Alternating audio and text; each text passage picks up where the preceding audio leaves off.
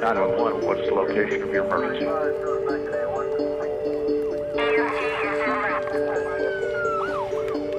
Transport is on the way.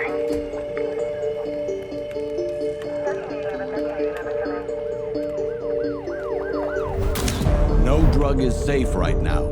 People who are taking drugs and not knowing that fentanyl is laced within them are dying. It seems like these drug traffickers are targeting a younger audience. What appeared to be oxycodone, Adderall, Percocet, Xanax, or maybe cocaine, actually contained fentanyl. Seizing thousands of fentanyl pills on Wednesday, hidden inside some candy boxes. Then a message on their daughter's cell phone, showing she ordered what she thought were Xanax pills. The mother says they were laced with fentanyl.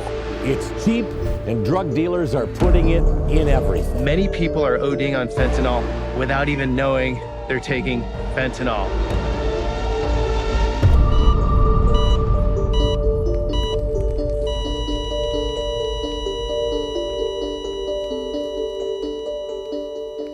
I used to watch the TV program with the mother with an 8x10 and saying, you know, my child died, and I did. And I would say, oh, it's so awful, that's so awful. But repeatedly, that, you know, it became almost routine. I'm going to use the word routine, that you would see a mother on the TV news, but you never think it's going to be me, that I'll stand and hold an 8x10 and say, you know, this is my child that it happened to. You know, that's not going to happen in Sarasota, Manatee County. Oh, no. You don't think in this little bedroom community that we have that stuff is here, and it's here. And if it's here, it's everywhere. Then it's only a matter of time before it's you. This is a game changer in terms of drugs that I've seen in almost 40 years in law enforcement. People that are being exposed to this are members of our community. Overdose calls of people that I grew up with, that I knew, that I just probably had spoken to, and now I'm at their home and they're deceased on the floor from fentanyl. Fentanyl comes in everything you can imagine, from where it looks like candy as a pressed pill to they're selling it as cocaine. I can tell you, as law enforcement, we are proactively stopping people on a daily basis with fentanyl. Something I never thought in a million years I'd be going through. I never thought that any of my kids would pass away, and I thought he was gonna eventually settle down, get married, and have kids. And we know that there's a group of people who try it for the first time and die. Fentanyl is a synthetic opioid, and it's 100 times stronger than morphine. So like in my 34-year career, I've not seen any other drug that's had the devastating consequences that fentanyl has, and then adding other derivatives to that has made it even more dangerous. A significant amount of folks have overdosed and died here in Sarasota County. You're hard-pressed to find a community that hasn't dealt with fentanyl. It's here, it's in the city, it's in the county, it's in the state, it's in the country. Let's address it.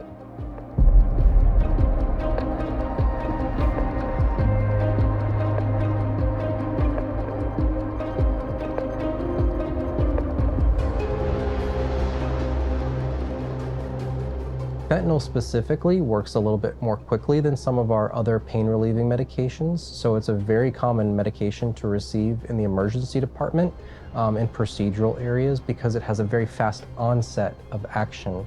And so if somebody comes in, let's say, with a traumatic injury, fentanyl is going to be one of the better ways to provide pain relief to that patient quicker than some of the other medications that we have. When you're talking about the fake pills, this may be the base of the pyramid of those that maybe use on a weekend basis, or find that they're in a social situation where they may not know what they are. And remember, we're at the end of the tunnel.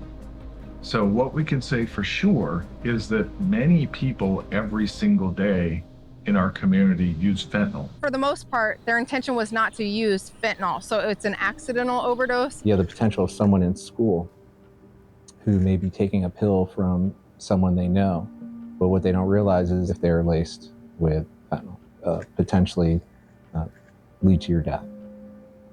I am Nicolette's mother. She was my youngest. This is my oldest, this is my middle, and Nicoletta Rico was my baby. We always just referred to her as the baby because it was just Brittany, Matthew, and the baby. And then she got 12 and 16 and 18 and 20 and 24 and just stuck. She was always the baby. The world for people like that, it's a dangerous place out there.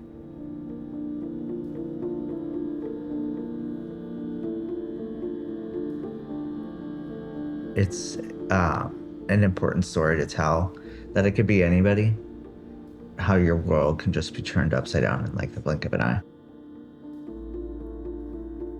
I'm Elaine Finn. I am a mother of 3 boys, Sean, Kevin, and Tommy. He was always an outgoing boy. He always thrived in any sport that he was in, whether it was Little League, T-ball, soccer, basketball. He thrived in every sport that he did. He was very outgoing, and to me, he just loved life, and he had a lot of friends, and he had a beautiful smile, and he was a great brother to Tommy and Kevin, and he was just the perfect son.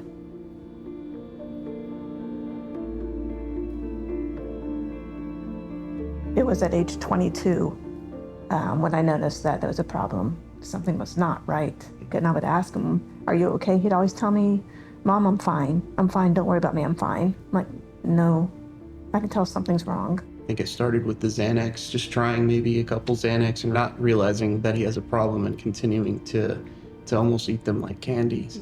Kind of clouded his mind to make him feel as if he didn't have a problem mentally, physically, and stuff like that. He was really good with, understanding Bitcoin and the dark web and finding those websites that allow for shipping of drug purchases. I know one time I saw his Xanax bottle and it was from Mexico or from some Spanish company because it was, Spanish pharmacy all over it. Because fentanyl is inexpensive, cheap, and it doesn't take up a lot of space, it has kind of become the drug for a lot of the cartel. A small amount is so potent, not compared to like other drugs. I mean, we're talking granulars. That's how potent this drug is.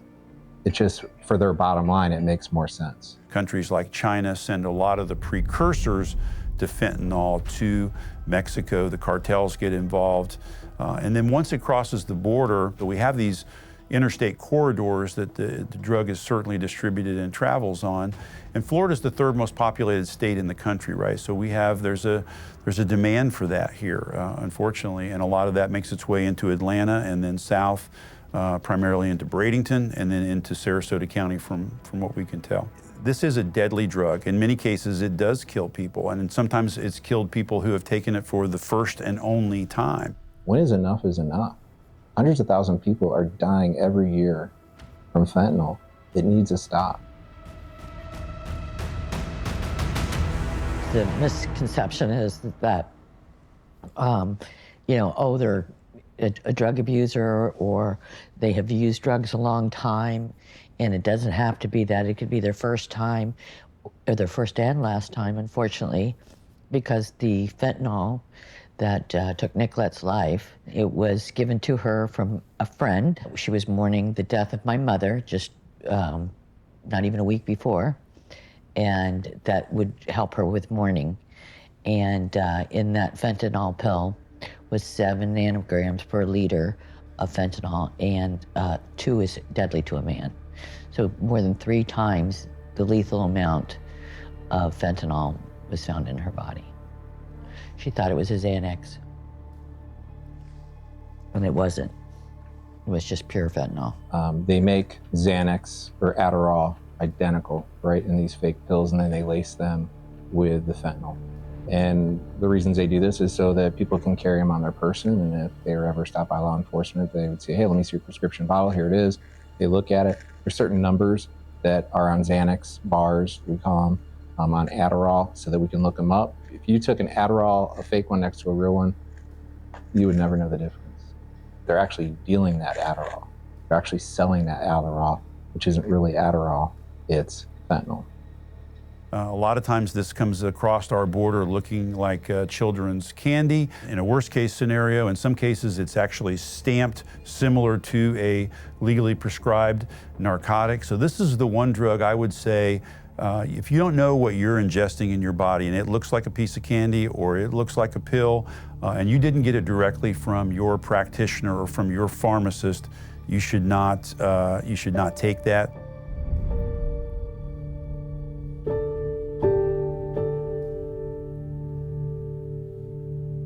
If you come across someone who you believe has been exposed to fentanyl or another opioid and has overdosed, I think the best thing you can do first and foremost is to summon EMS, call 911, and get professionals to the scene so that they can ultimately perform the necessary resuscitation measures. If they have somebody with them, we're fortunate enough in the city of Sarasota that our fire department is so close and they have Narcan that usually they can administer Narcan and prevent it from being a fatal overdose. But if they're not with anybody and nobody sees them overdosing, nobody's there to seek help. So if they're not found in a reasonable amount of time before their body shuts down, that's when we get a fatality out of it. So yeah, me and Sean lived together for about 4 years or 4 so. years. Mm-hmm. So a good majority of the time when he was struggling, when I checked up on him to say goodnight is whenever I found him ultimately slumped over. Unresponsive.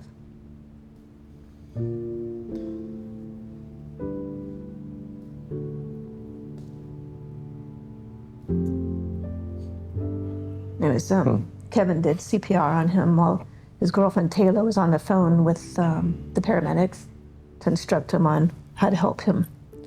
And it was too late. He was already gone. Yeah, unfortunately, when I saw, I knew he was already gone. There's nothing that Kevin could have done. Yeah. But yeah, from then I kind of flipped him over and realized the CPR wasn't working on the bed, kind of rolled him over onto the ground and then continued CPR while he yelled at Taylor to call 911 for me, basically. We didn't need the confirmation. I didn't need the confirmation. It wasn't confirmed yet. He wasn't pronounced dead yet. They were still working on him inside. And I called Tom and was like, hey man, I need you to go wake up our mom. I think Sean's dead. It was just so weird because, I'm so detached from like everything. I've been playing my games for such a long time, I'm just sitting in my chair doing nothing all day. I I picked up the phone and, Kevin told me what happened and I didn't even, I don't know how to react, how you're supposed to react and that sort of thing. So, went to mom's room and I think I even just said something like as bland as like, hey, I think Kevin has something he needs to say to you or something like that. I don't know how to, to say that. Yeah, so, but I had a feeling that something was wrong because Kevin would never call me after midnight unless there was something wrong. And as soon as Kevin was frantic on the phone, and I didn't believe him. I didn't want to believe him. I said, no, he's not dead. And then hung up and we left right away to go to the apartment. And saw the ambulances and the police officers were there, and I still didn't believe it until we got up to the apartment. And the first thing one of the officers told me was, sorry about your loss. Once they do the autopsy and we found out, the reasoning is it kind of like hurts because, man, this person had a problem and has ran into a drug that takes no prisoners. What we're seeing now, fentanyl, carfentanil, remifentanil, sufentanil, all of these more advanced, ultra-potent opioids, it only takes one exposure to have an unfortunately fatal outcome. I got a phone call from a friend of hers, a girlfriend of hers, that have I talked to Nicolette that day. But when she said she was using drugs to warn my mother, I immediately became concerned. And then I called her sister. About 8:30, I'm walking out of Walmart with the kids. She goes, oh, can you go check on your sister? I got the kids. So I'd be taking my 3 boys who are 8, 6, and 2, drag them all the way down there. And I said, there really better be something wrong. I think I jokingly said, I'm gonna kill her if there's nothing wrong with her, jokingly. Not even thinking, just jokingly saying it. her roommate, one of her roommates. I said, can you please let me in? I said, my mother's on the phone. And of course she's speaking up, and I said, she's worried. So he opens the door and lets me in, and I climb the stairs. And I open the bedroom door, and she's sitting there, like somebody sleeping with her hands kind of to her chest. And I said, Sissy, I said, Mom wants me to check on you. And I reached out and touched her, and she was cold. I said, Mom, I gotta go, you gotta call. I said, well, what? I gotta go. And I said, I automatically started CPR, not thinking anything was wrong, and I was screaming, begging someone to call 911. I didn't want to stop, just hoping that there was something there, and not realizing that there was nothing there. When the paramedics came, he said, she's cold, and she's been gone, and to stop, and I needed to leave. So I go downstairs, and of course my kids are in the car. I can't even look at them. I can't even, they had just lost an auntie. And I just literally sat there on the ground crying because I knew I had to call my mother back and tell her that her baby was gone. So I remember making the phone call to Matthew and begging him to go to Mom immediately. The scream. Brian was already in bed. Like, we were going to bed. I was like, no. Like, and it was just like from deep down, like, you can't, like, I could, in my, like, happiest day, I could just think about that moment, and it would make me cry, because I remember the screaming that, you didn't think you could scream like that. It's guttural, it's animal, it's begging, it's crying, screaming, pounding. My children have to mourn, I have to mourn with them, and our lives are never going to be the same without Nicolette.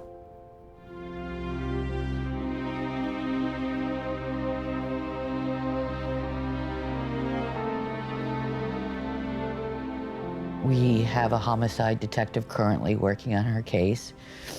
I'm suspecting that one of her so-called friends online, or it could have been even somebody she went to school with, we're not sure yet, gave her the pill or sold her the pill. And so we're hoping that we can find that individual and put a stop to it for the next family that may come across somebody that has these types of pills that kill instantly. The message is also out there to those that are dealing this poison.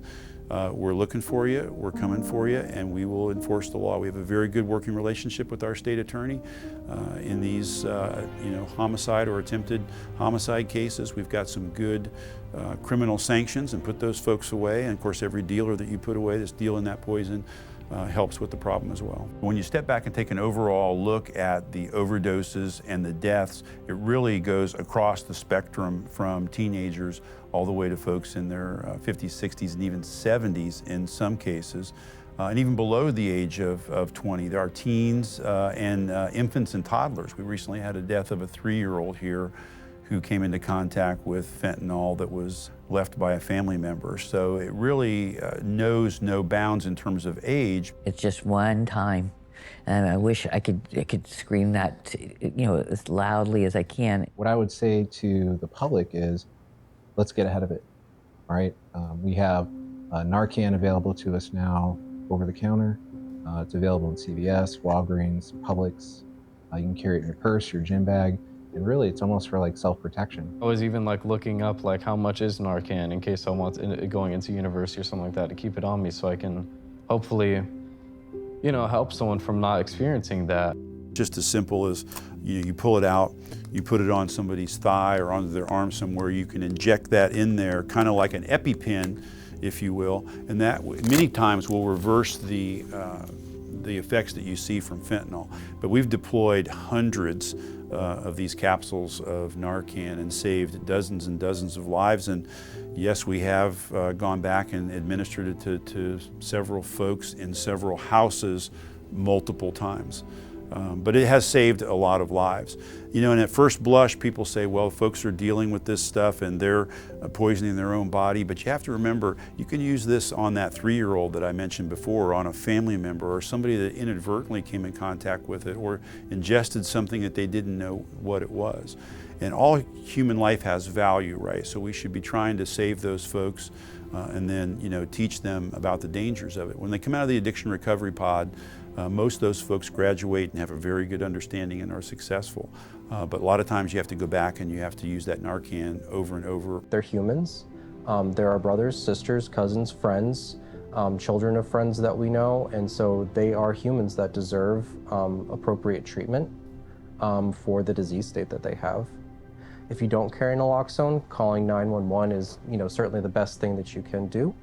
And they will certainly be able to help walk you through the treatment process for somebody, checking a pulse, checking to see if they're breathing, those types of activities. With the Good Samaritan Act, people can seek for medical attention without worrying about having to get in trouble. That way we don't have those people overdosing and dying. If one person, just one person is saved of this, it's one person. Not only do the parents have to be involved, not only do schools have to be involved, but the police should be involved as well. The sheriff's office should be involved as well. And I think we're starting to take that torch and we're starting to push on with it. Please don't do it. Please stop. Or you'll probably end up ODing later. Then we're coming in to try to pick up the pieces, and then your family member are going to come try to pick up the pieces. Your life can change just like that. That might be the last party you ever go to. And if you make it through that night, the addiction to that drug may be so strong that every party thereafter, you need that pill until your life is totally destroyed. Everybody is maybe only 1 or 2 degrees of separation away from someone who has used these drugs or knows somebody in their peer group who has used these drugs. They've been offered these drugs. We all have to be aware and involved and do what we can to support. It just made me realize how precious those moments were. Like, you know, even sending me happy birthday, asked me to mini golf or bowling. Most of the time I would just keep playing video games like nothing's going on. And I still do that pretty much, just still play video games. But, you know, it made me realize just how important each of those, like, those little moments and those little checkups and everything of just wanting to be there for someone. When we went most recently running, we met in the park, and we both were in our cars. We were talking on the phone the whole way there, and it started torrential downpouring. And we said, "Why don't we just go and run in the rain?" And she's like, "I mean, I'm down." I got out of the car, we're just running in the rain. So it was like, you know, just laughing, and then we'd stop and be like, "Oh my gosh, this is just so beautiful." Just water and the rain coming down, laughing and laughing. This is not a problem that one sheriff or one chief of police or one jurisdiction is going to solve. We're all going to have to come together. It could be one, it could be 10,000, but if we're saving one person's life doing this, then this is well worth the little bit of time that we're putting into it right now. So it makes me not want to take everything for granted, for sure. You know, it just makes you realize that it could be tomorrow, where you never know. Well, we dream about her every day. But I think we all just want her back.